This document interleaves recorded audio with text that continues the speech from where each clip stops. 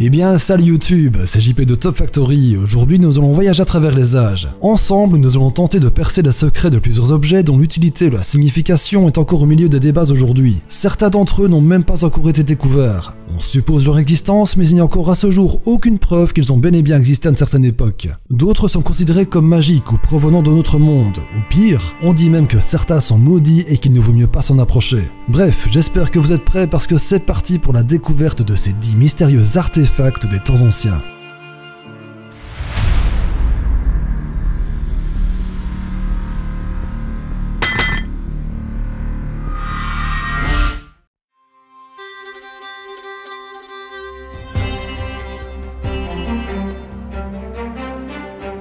L'Empire romain fait partie de ces fabuleuses civilisations qui ont grandement marqué l'histoire de l'humanité. De nombreux objets datant de l'époque de la gloire de Rome ont été découverts et nous ont permis de mieux nous imaginer à quoi pouvait ressembler la vie en ces temps lointains. Malheureusement, nous ne sommes pas encore prêts de tout savoir sur ces découvertes. Parmi elles, un objet des plus énigmatiques, le dodécaèdre romain. Nous ne savons pas à quoi pouvait servir ce petit objet en bronze. Certains disent qu'il servait de l'observation des étoiles, d'autres prétendent qu'il avait son utilité dans la réalisation des plans des architectes. À l'opposé, il y a ceux qui pensent que le dodécaèdre romain est une relique religieuse. Cela reste un mystère pour nos historiens actuels, d'autant plus que les Romains avaient l'habitude de consigner par écrit l'usage des objets de leur époque. Une chose très étrange en sachant qu'une centaine de ces dodécaèdres ont été découverts. Alors, outils astronomiques, objets religieux, jouets pour enfants ou instruments d'architectes, le mystère reste entier.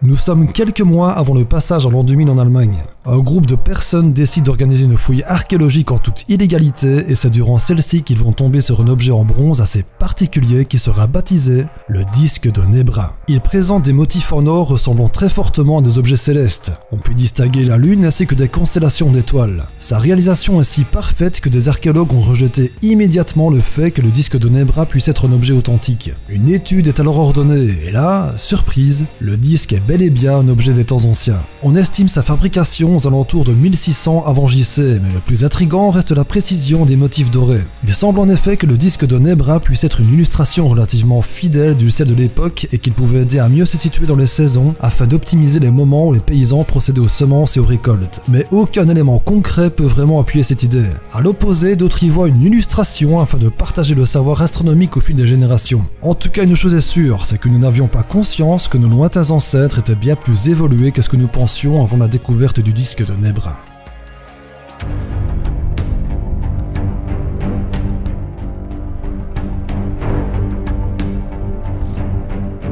Le Codex Gigas, connu également sous le nom de la Bible du diable. Dans la culture populaire, il aurait été écrit au XIIIe siècle par un moine bénédictin. Le manuscrit rassemble plusieurs textes dont deux d'entre eux sont bien connus, l'Ancien et le Nouveau Testament. De nombreuses feuilles sont manquantes, mais on estime que cette œuvre gigantesque devait faire dans les 320 pages, ce qui devait représenter une masse colossale de plusieurs dizaines de kilos, en sachant que le Codex Gigas mesurait une hauteur de près de 1 mètre sur une largeur de 50 cm. L'une des choses troublantes que l'on peut remarquer dans ce mystérieux manuscrit est la constance de l'écriture. Certains chercheurs estiment qu'il aurait fallu près de 5 années de travail à l'auteur pour venir à bout de ce gigantesque ouvrage. C'est pourquoi certains disent que le moine aurait pactisé avec le diable et aurait écrit le Codex Gigas en une seule nuit. D'autant plus que sur une des pages, on peut y voir un immense portrait du diable à l'opposé d'une autre page qui, elle, illustre le paradis. Doit-on y voir un livre maudit, une folie monumentale d'un homme d'église ou simplement un auteur voulant archiver plusieurs récits tout en étant capable de garder une écriture stable et constante durant près de 5 ans?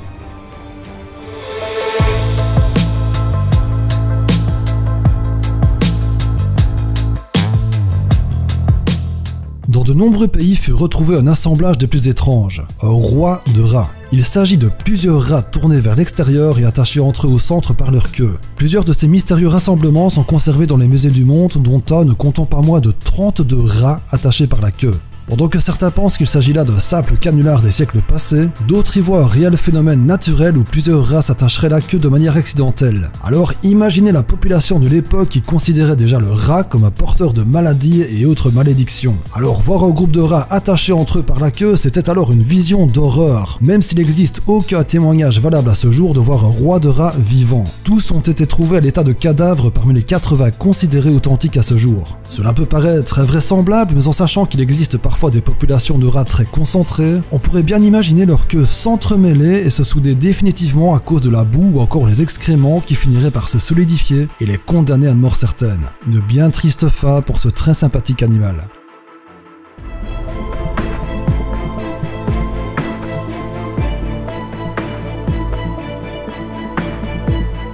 L'Arche d'Alliance fait partie de ces trésors historiques les plus recherchés de l'histoire. D'après les textes bibliques, il s'agit d'un coffre en bois recouvert de 2 statues d'anges en or pur. À l'intérieur, on dit qu'on pourrait y trouver les tables de la loi, connues aussi sous le nom des 10 commandements que Dieu aurait donnés à Moïse sur le mont Sinaï. Mais c'est bien plus qu'un simple contenant. L'Arche d'Alliance serait aussi un instrument de guerre capable de détruire des armées entières. Ce terrible objet demeurait trouvable depuis près de 25 siècles. Et pourtant, en 1982, un aventurier américain du nom de Ron Wyatt prétend avoir trouvé l'emplacement de l'arche. Selon lui, elle se trouverait sous la colline de Golgotha, là où Jésus aurait été crucifié. Vient alors le début des fouilles jusqu'au moment où Ron Wyatt découvre un réseau de tunnels très étroits. Persuadé qu'il était proche du but, il demanda à l'un de ses ouvriers qui était de petite taille de se faufiler dans un passage trop étroit pour l'américain. Selon des témoins, l'ouvrier s'exécute et en ressort aussitôt apeuré en criant « Mais qu'est-ce qu'il y a là-dedans ?» Après avoir élargi le tunnel, Ron Wyatt put entrer dans la mystérieuse salle et découvrit plusieurs objets dont un coffre recouvert d'or. Il était convaincu que c'était l'Arche d'Alliance, mais il lui était malheureusement impossible pour lui de la remonter. Il fit bien quelques photos, mais au développement elles étaient floues ou trop sombres pour prouver quoi que ce soit. Il ne fut donc pas autorisé à publier ses travaux ni aucune photo. Les scientifiques et les historiens ont simplement rejeté ces affirmations, tandis que Ron Wyatt restait convaincu de ce qu'il avait vu et que l'humanité tout entière n'était tout simplement pas prête à avoir une preuve de l'existence de l'Arche d'Alliance.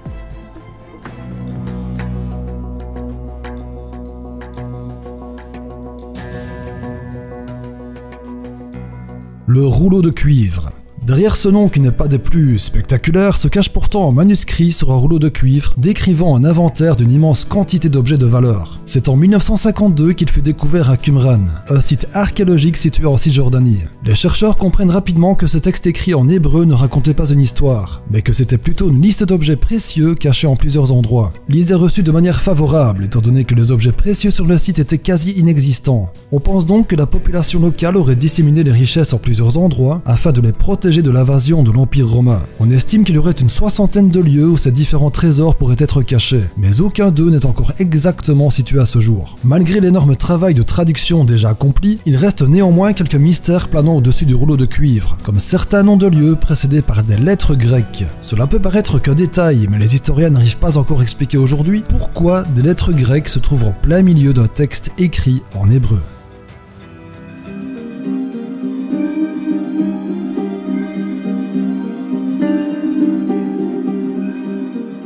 Ici, nous allons parler d'un objet religieux qui cause de nombreux débats sur le bien fondé de certains textes bibliques, l'ossuaire de Silouane. C'est une urne funéraire datée du 1er siècle après JC qui fut découverte en 2002 en Israël. Bon, jusqu'ici rien d'anormal, sauf que dessus, on peut y lire une inscription en araméen qui dit « Jacques, fils de Joseph, frère de Jésus ». Vous imaginez l'impact que ces quelques mots d'adieu aux défunts ont pu avoir, et c'est pourquoi il fut aussitôt décidé de faire une expertise de l'ossuaire de Silouane, et on put constater des anomalies là où l'inscription était faite. Mais aucune preuve ne pouvait démontrer que ce texte gravé était un faux, mais non plus qu'il était authentique. Le doute persiste encore aujourd'hui. Mais imaginons un instant que on puisse prouver son authenticité. Cela remettra en cause l'Immaculée Conception, ça voudrait dire que Jésus faisait partie d'une famille tout à fait normale, et que Marie n'était évidemment pas vierge à la naissance de son fils.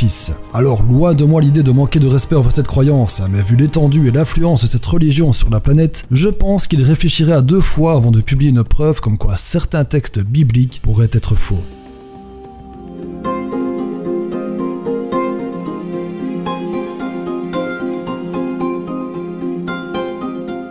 Je suppose que vous avez toutes et tous entendu parler de l'île de Pâques et ses célèbres statues Moai. Mais ça n'est pas d'elle qu'il est question sur ce point, on reste sur l'île mais c'est d'un autre mystère qu'il est question, le Rongo Rongo. Ce n'est pas vraiment un objet, mais plutôt un style d'écriture, ou plutôt des suites de signes gravés sur du bois. Il fait partie des langages encore indéchiffrables à ce jour, malgré le travail colossal de tentatives de traduction déjà effectuées. Jusqu'ici, on a seulement compris qu'il fallait commencer la lecture de la ligne du bas à gauche, et puis de remonter en changeant le sens de lecture à chaque ligne. Il faut donc lire la ligne du bas de gauche à droite, celle au-dessus de droite à gauche, et ainsi de suite. Vous l'aurez compris, ici il n'est pas question de texte magique ou maléfique, mais plutôt d'un espoir qu'un jour nous puissions mieux comprendre l'histoire de l'île de Pâques, qui fait partie de ces endroits de la planète remplis d'énigmes et de mystères.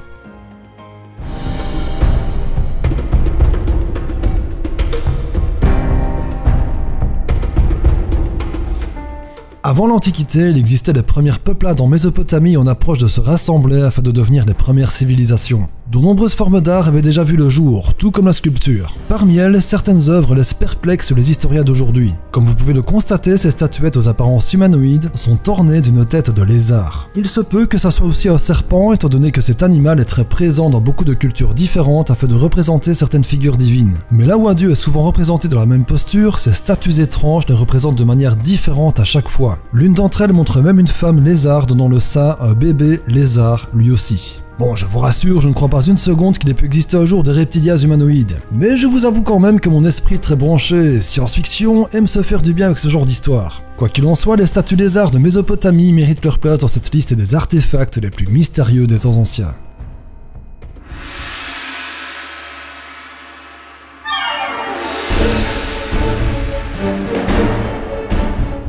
Pour clôturer cet épisode, nous allons nous diriger vers le XVe siècle, période durant laquelle aurait été rédigé un ouvrage au placard des débats, le manuscrit de Voynich. On connaît ni son auteur ni son contenu pour la simple et bonne raison qu'il est écrit dans un alphabet totalement indéchiffrable à ce jour. Ces pages sont illustrées par de nombreux dessins de plantes accompagnés de textes semblant faire leur description. Certains pensent donc qu'il s'agit d'un gros herbier, tandis que d'autres ont l'idée que le manuscrit de Voynich est plutôt un livre traitant de l'alchimie ou encore qu'il s'agit tout simplement d'une farce. Mais cela reste fort peu probable qu'un comique ait pris le temps d'écrire 234 pages juste pour rire. Malgré le fait qu'il soit illisible, on peut constater que le texte est écrit de manière très harmonieuse. On peut distinguer certaines similitudes avec notre écriture telles que les paragraphes ou le sens de lecture de gauche à droite. Par contre, il n'y a absolument aucune ponctuation, ce qui rend donc les tentatives de traduction encore plus compliquées. Alors, d'après vous, qu'est-ce que pourrait bien nous cacher ce mystérieux manuscrit de Voynich ?